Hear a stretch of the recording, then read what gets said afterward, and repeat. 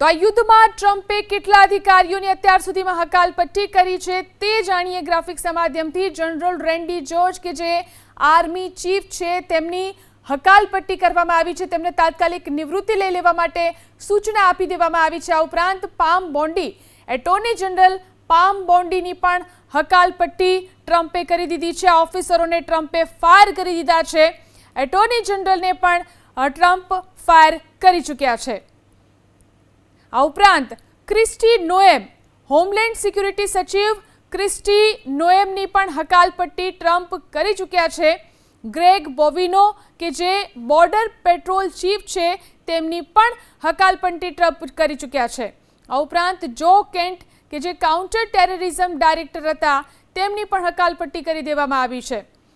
તો સુસાન મોનારેજ કે જે સીડીસી નિદેશક હતા તેમની પણ ટ્રમ્પે હકાલપટ્ટી કરી દીધી છે। આ તમામ ઓફિસરોને ટ્રમ્પ ફાયર કરી ચૂક્યા છે। બિલી લોંગ આઈઆરએસ કમિશનર બિલી લોંગની પણ હકાલપટ્ટી ટ્રમ્પ કરી ચૂક્યા છે। આ ઉપરાંત કેમરન હેમિલ્ટન કે જે એક્ટિવ ફેમા પ્રશાસક હતા તેમની પણ હકાલપટ્ટી આ યુદ્ધમાં ટ્રમ્પ કરી ચૂક્યા છે। માઇક વોલ્ટ્સ કે જે નેશનલ સિક્યુરિટી એડવાઇઝર હતા તેમની પણ હકાલપટ્ટી કરી દેવામાં આવી છે। આ તમામ ઓફિસરોને ટ્રમ્પ ફાયર કરી ચૂક્યા છે।